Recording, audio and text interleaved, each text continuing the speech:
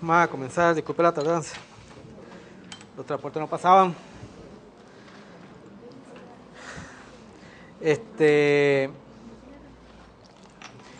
Bueno, vamos a continuar con cálculo de área para definir lo que es la integral definida. Recordando lo que hicimos en la clase pasada.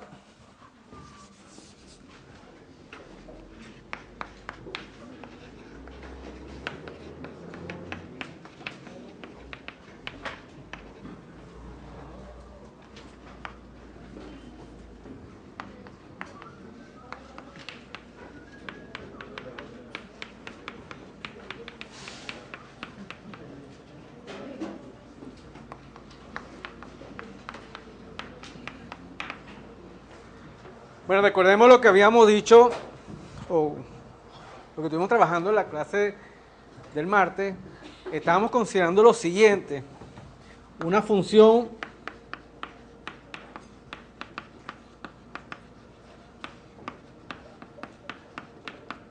continua y positiva en un intervalo cerrado AB,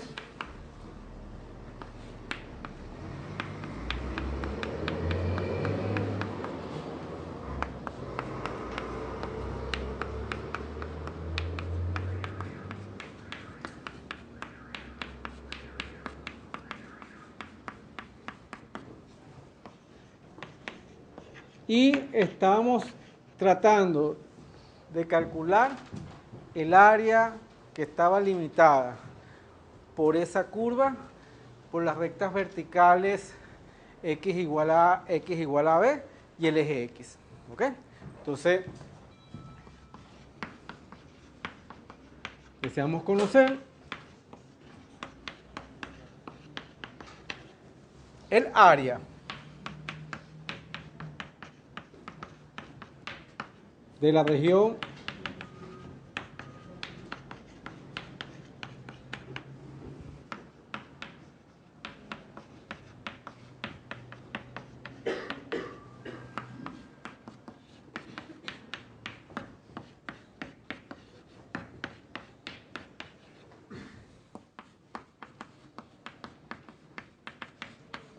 Bien. Gráficamente queremos lo siguiente. Tenemos nuestro sistema coordenado, tenemos la función f, tenemos la recta vertical x igual a a, x igual a b y nuestro eje x, y deseamos hallar esta área.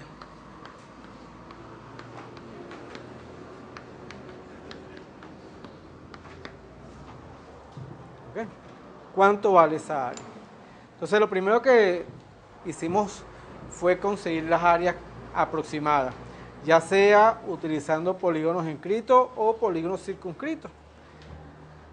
Bien, entonces los pasos son los siguientes.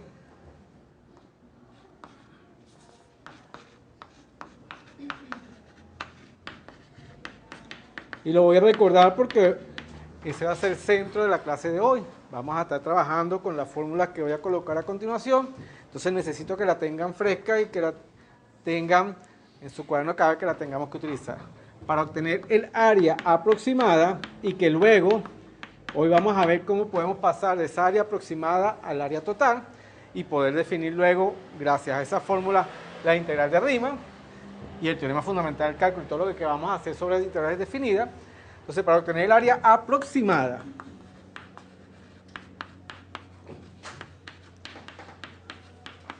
de la región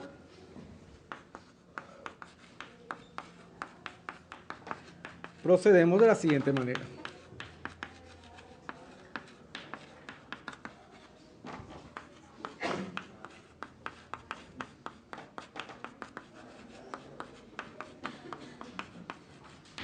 Paso 1.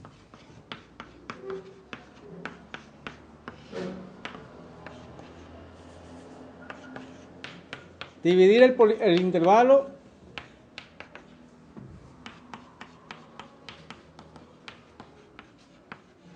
AB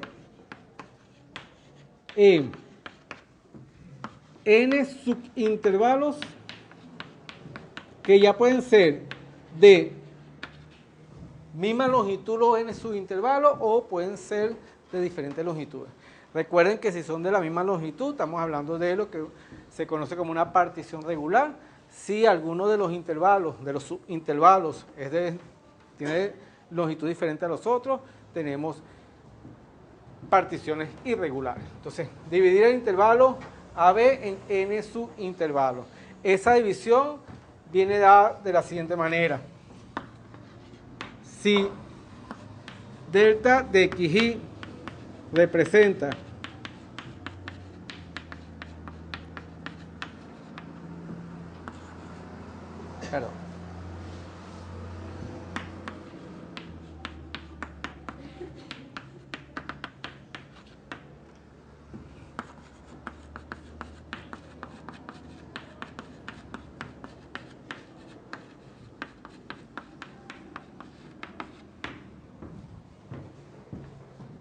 si delta de xy representa la longitud del iésimo subintervalo,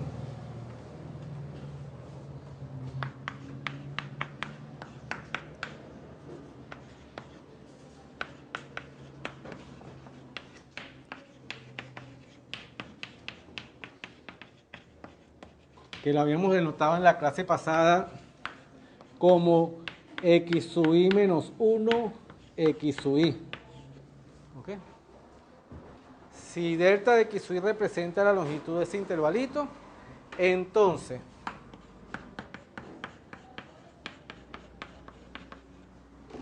la partición es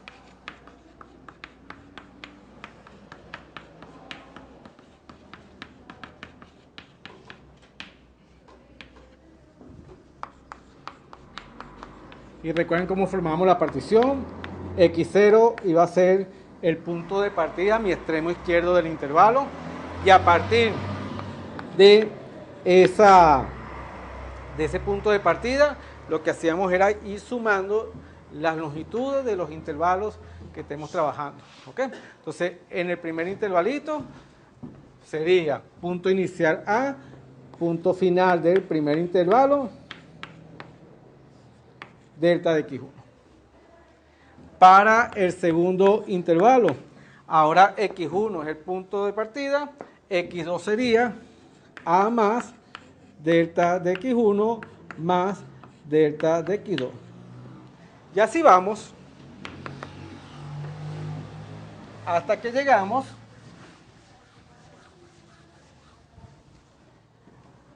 al iésimo intervalo, que sería A más delta de x1 más delta de x2 más punto suspensivo delta de xy, y el último xn tiene que ser b, el extremo final del intervalo global. ¿Okay? De esta manera formamos las particiones, recordando que si todos los deltas de xy con i igual a 1, 2, n son iguales,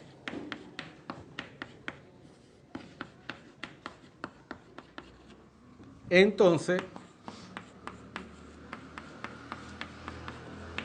la partición se denomina regular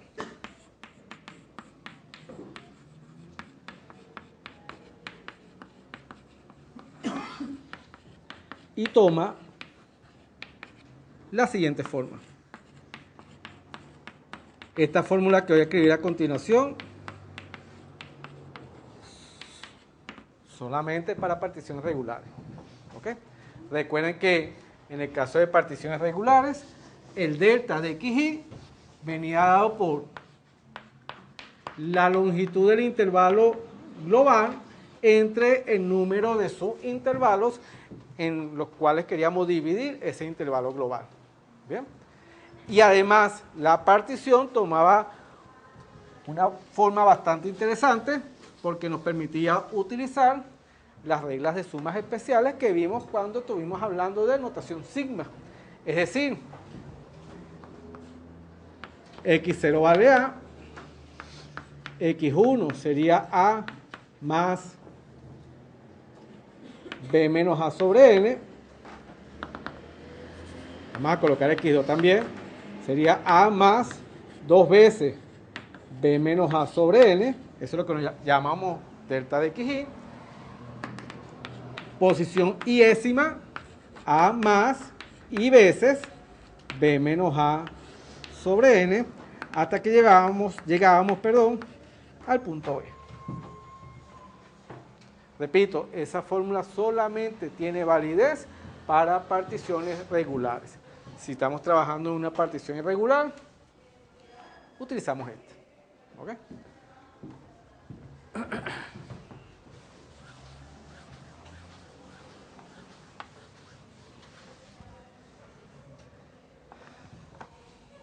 Bien.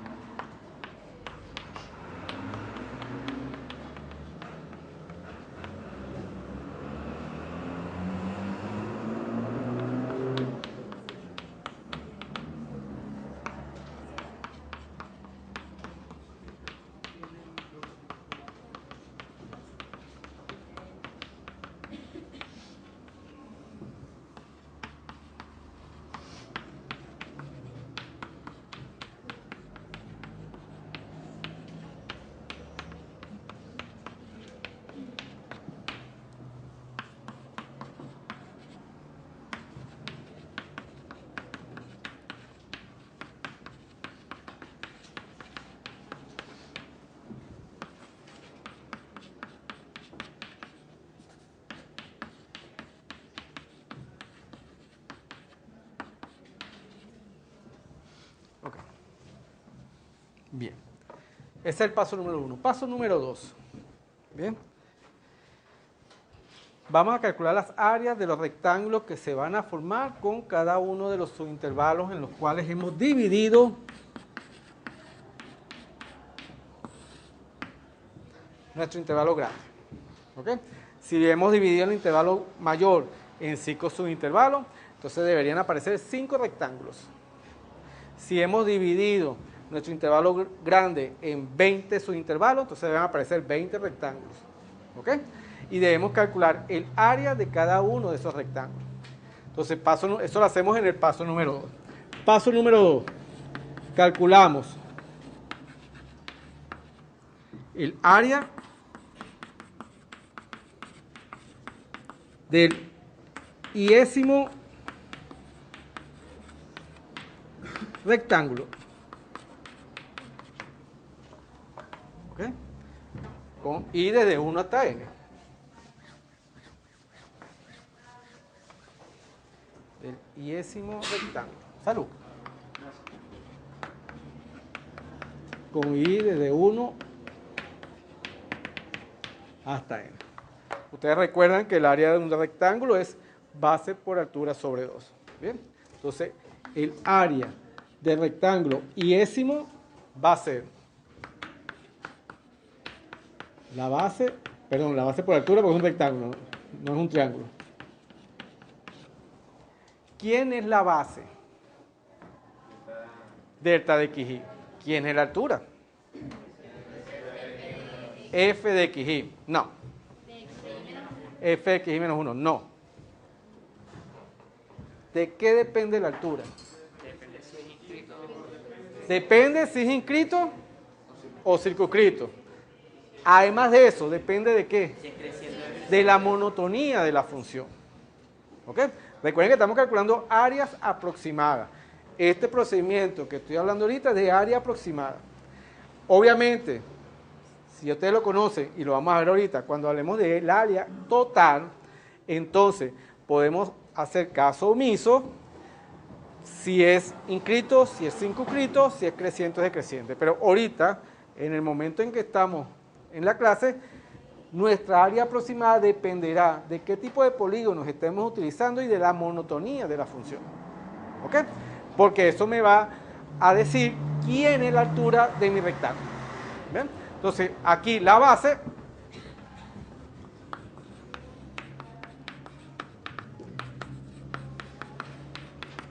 va a ser delta de xy. Y la altura dependerá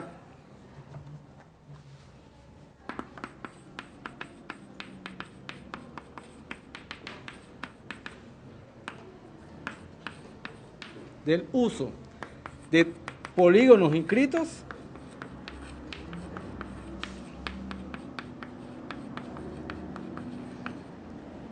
o polígonos circunscritos.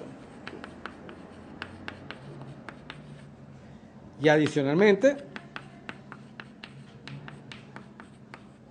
de la monotonía de F.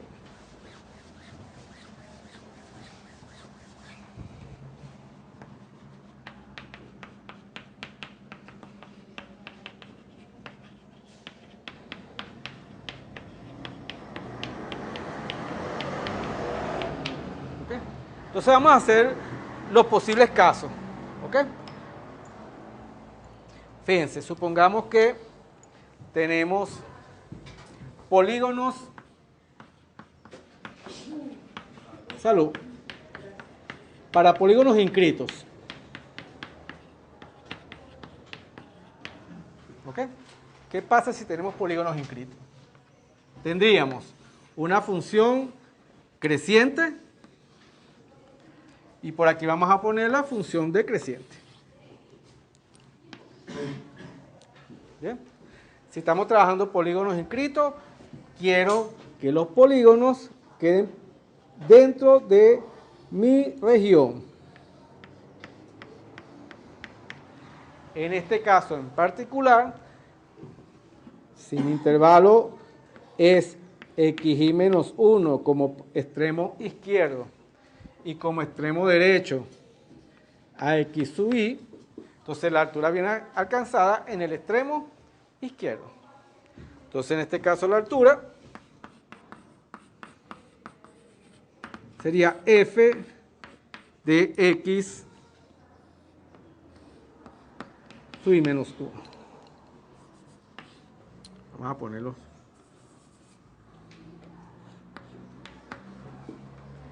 Pero si mi función es decreciente y estamos trabajando con polígonos inscritos,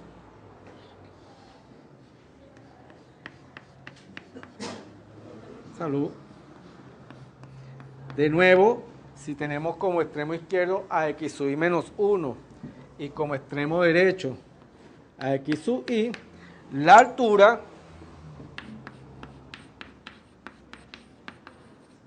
sería f de x sub y.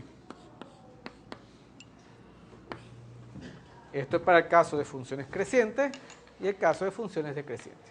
¿Ok? Bien.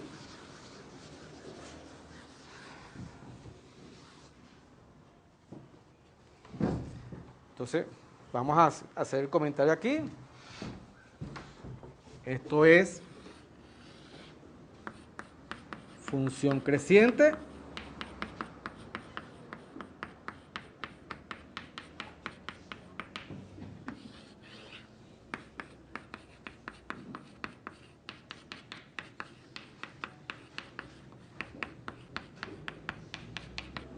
Función decreciente. Ahora, ¿qué pasa si quiero utilizar polígonos circunscritos? Para polígonos circunscritos,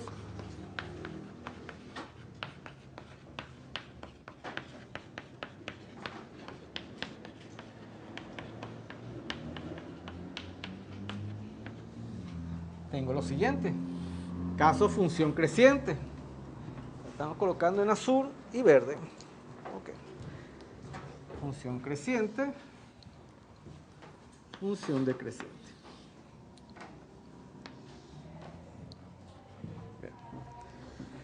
Si mi polígono es circunscrito, salud, tendríamos lo siguiente. Estamos considerando polígonos o rectángulos que sobrepasen la región a la cual le queremos calcular el área.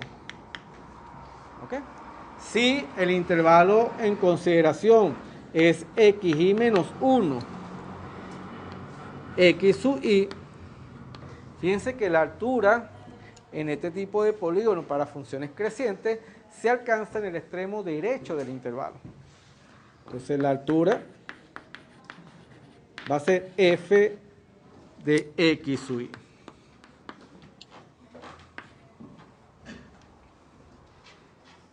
Para el caso de funciones decrecientes,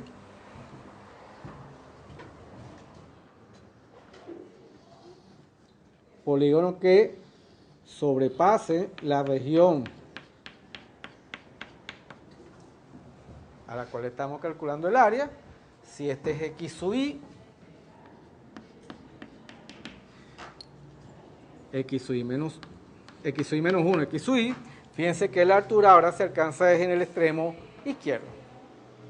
¿Ok? Entonces vean que en el caso de áreas aproximadas,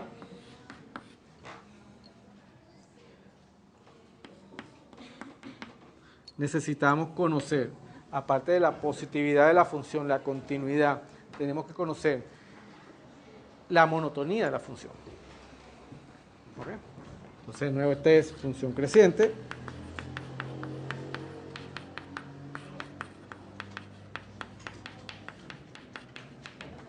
Función decreciente.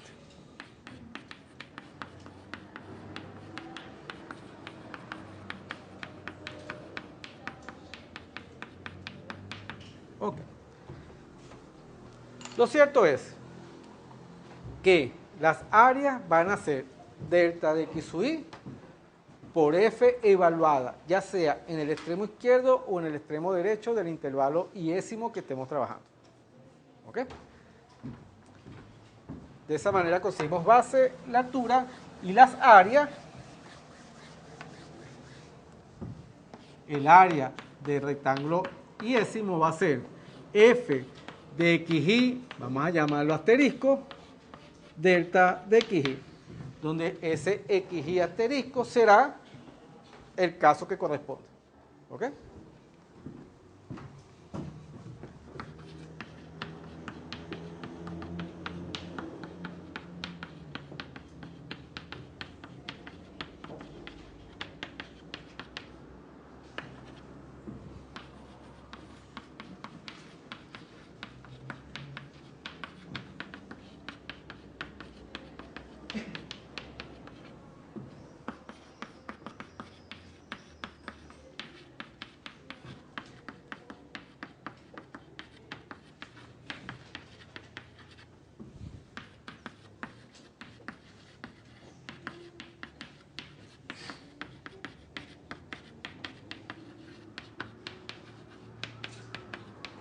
Ok. Paso número 2, listo. Vamos al paso número 3, lo que voy a hacer ahora es sumar todas las áreas obtenidas en nuestro paso número 2. ¿Ok? Y ese valor que vamos a obtener allí es lo que se conoce como el área aproximada. ¿Ok? Paso número 3. Sumamos a xy con y desde 1, 2 hasta n. Entonces tenemos que el área aproximada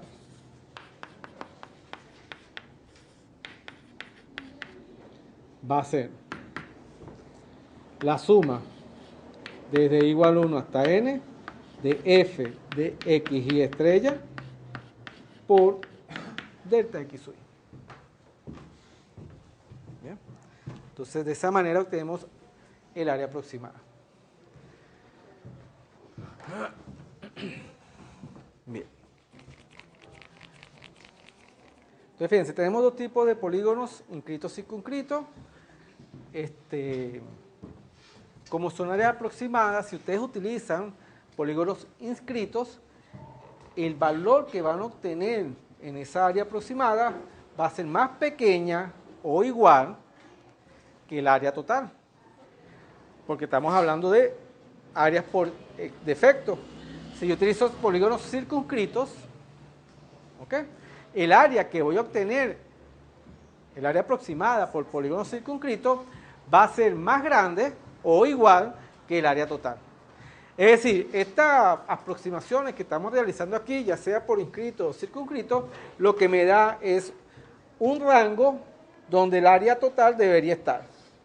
El área total nunca va a ser más pequeña que un área aproximada por inscrito, ni va a ser más grande que un área aproximada por circunscrito. ¿Ok? Entonces, eso hay que tenerlo presente porque es la que nos da sentido, o le da sentido a lo que vamos a hacer ahora, que es el área total.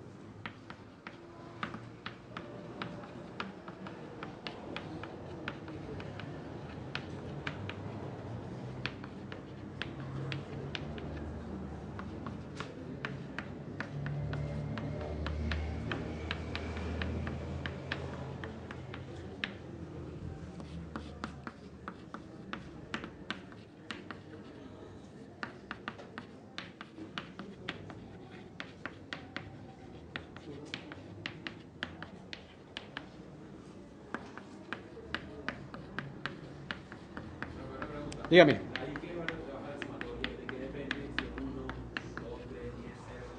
Ok, fíjate, si tú repasas las sumas especiales que vimos en la clase pasada, todas las sumas especiales comienzan desde 1. Entonces tú deberías, tus sumatorias que van a darte el área, deberían hacerlas comenzar desde 1. ¿Ok? ¿Qué sucede? Que esto, la pregunta es, ¿siempre va a comenzar de 1? No necesariamente. Bien, por lo siguiente, fíjate aquí. Ok, en este caso sería.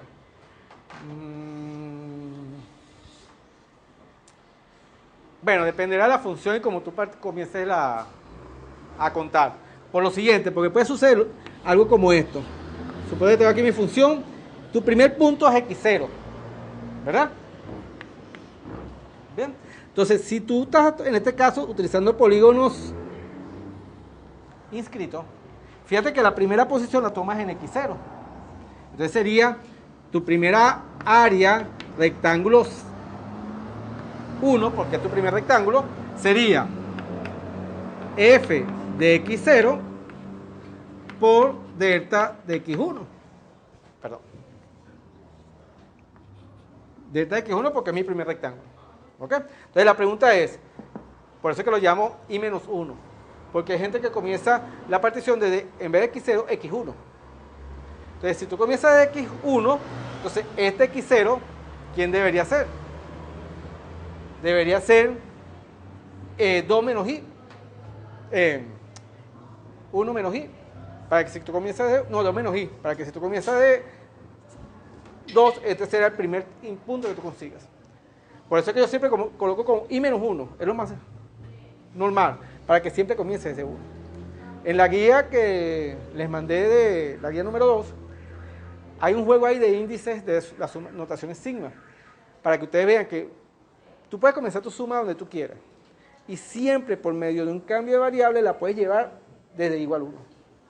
Le haces un cambio de variable y comienzas desde 1 para poder utilizar las sumas especiales que vimos en la clase pasada. Porque las fórmulas de sumas especiales siempre comienzan desde 1. Es más, también en la guía aparece, les pido calcular la suma de unos números naturales, pero no comenzando desde 1, sino comenzando, por ejemplo, desde 7. Entonces, obviamente, si yo le pido a usted sumar los primeros 20 números enteros, ustedes, naturales, perdón, ustedes comienzan 1, 2, 3, 4, hasta 20.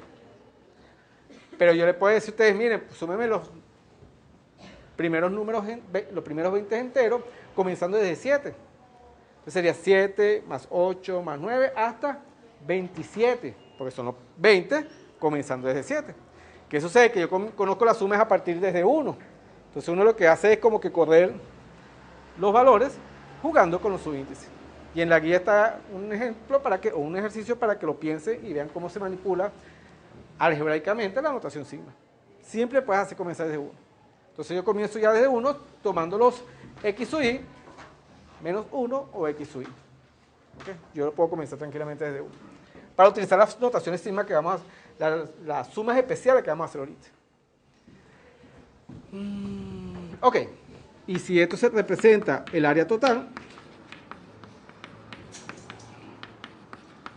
entonces esta desigualdad siempre se tiene que cumplir.